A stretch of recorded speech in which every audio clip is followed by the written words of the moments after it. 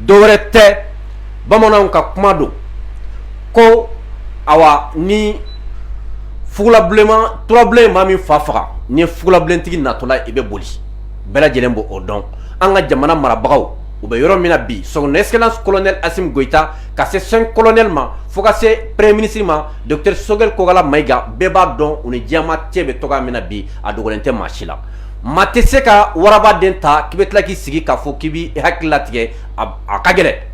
o hukumu de kɔnɔna la an y'a ye bi Faransi gɛnɛ kɔfɛ an bɛɛ lajɛlen bɛ a dɔn Faransi ka force min gɛnna a ka ambassadeur olu gɛnni min kɛra a ka radio min a n'a ka téléso olu datuguli min kɛra Mali la an b'a dɔn a kɔlɔlɔntan tɛ an sigilen don n'o ye bɛɛ lajɛlen b'a dɔn MINUSMA bɛ Mali kɔnɔ yan Mali kɔnɔna la MINUSMA sɔrɔsiw n'u bɛ na cogo jumɛn ni nacogo jumɛn de bɛ yen n'u bɛ na o sira fɛ depuis Mali ka kɛ Mali ye fɔlɔ an ma deli k'a ye ko MINUSMA dɔ sɔrɔsiw nali aéroport la k'a kɛra mankan ye ko dɔw minɛna k'u bisigiya k'a fɔ ko coup d'état kɛlaw don mercenaires don o ma deli ka kɛ nka n sen ta mun na a kɛra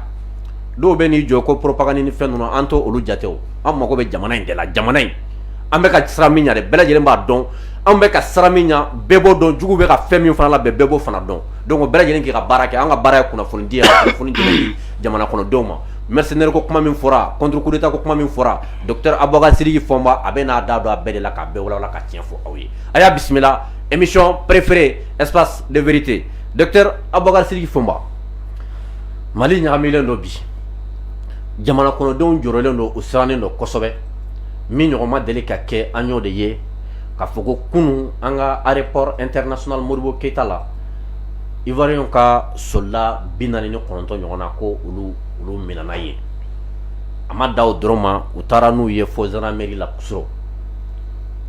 dɔw bɛ k'a fɔ ko non ko propagande dɔn dɔw bɛ k'a fɔ ko MINUSMA mɔgɔw dɔn dɔw ko ko mercenaires tɛ dɔw ko contre coup d'état dɔn docteur a ka d'an ye ka se ka ko in tiɲɛ yɛrɛ fɔ jamana kɔnɔdenw ye u ka se ka dɔn réellement mun de bɛ yen. Gani malien n b'i fo n b'a fɔ malien bɛɛ lajɛlen ɲɛna tiɲɛ fɔ ko 100 a ka fisa nkalon fɔ ko 1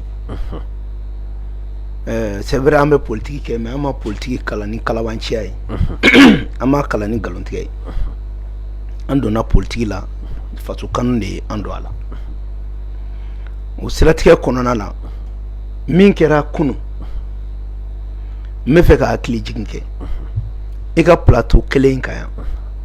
ne k'i ma n ko sanction yɛrɛ wulilen n ko ne t'a fɛ wallahi y'a fɔ yan ni plateau kelen sanfɛ i y'a fɔ k'a kɔlɔlɔ ka bon wa sanction yɛrɛ fɛnɛ ma wuli dɛ bingani de wulila u binna an kan o de wulila o ye k'an ka wari minɛ k'an ka nafolo minɛ o ye bingani o tɛ sanction ye sanction kɔrɔ ko k'i ɲangi ɲangili kɔrɔ k'i ye nin ko kɛ o ma bɛn an bɛ nin kɛla donc sanction b'a nɔ la donc toujours est-il que ne ye min fɔ sanction ma wuli mais n ko u ye bingani min k'an kan n'u y'o bɔ yen n ko u k'an ka frontière la kɔlɔsi kosɛbɛ parce que n k'a ni a kɔlɔlɔ bɛ ɲɔgɔn na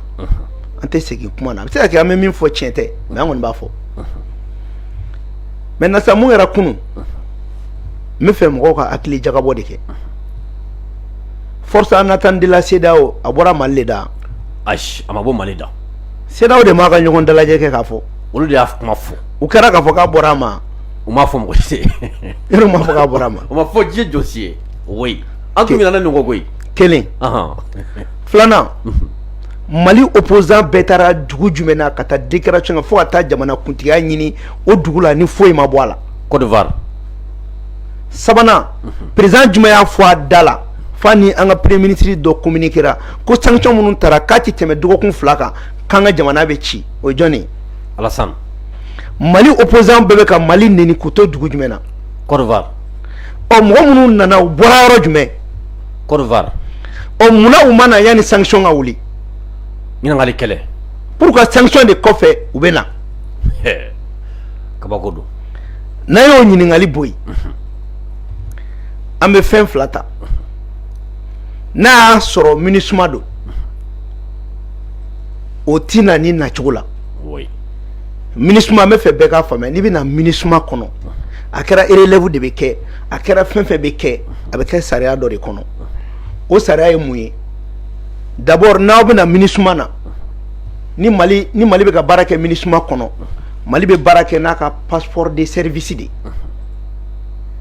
donc Ivoirien fana bɛ baara kɛ n'u ka passeport de service de o la ordre de mission me ke abe signé New York de n'a sɛbɛnna New York u b'o papier de ci an ka ministre des affaires étrangères ma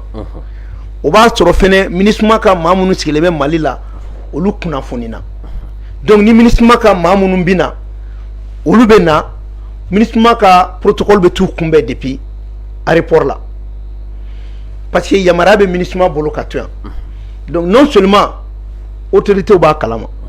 ministre des affaires étrangères b'a kalama MINUSMA yɛrɛ fɛnɛ min bɛ yan o b'a kalama donc ordre de mission fɛnɛ mɔgɔ bɛ na bɛɛ tɔgɔ bɛ sɛbɛn ka bɛɛ jamu sɛbɛn et puis passeport min bɛ y'i bolo o ye passeport de service de ni ma fili Mali ka passeport de service ye bleu de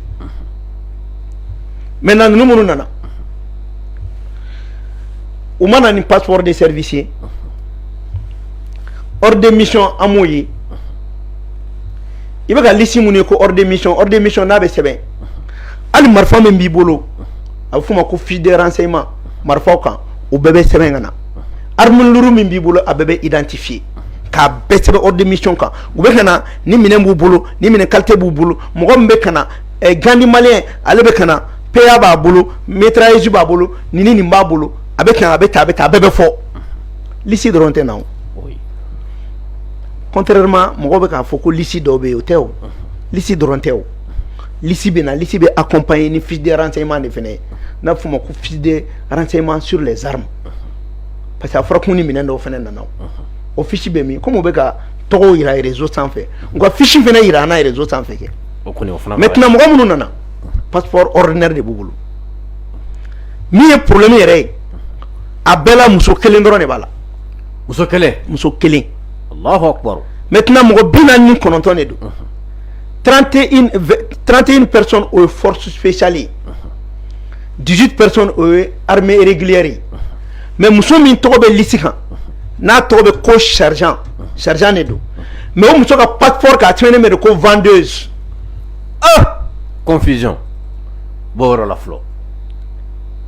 e ka passeport ordinaire kan e ye jagokɛla ye vendeuse ye mais papier min liste min nana o tɔgɔ kelen de don a ma yɛlɛma a b'o kan ko elle est sergent de l'armée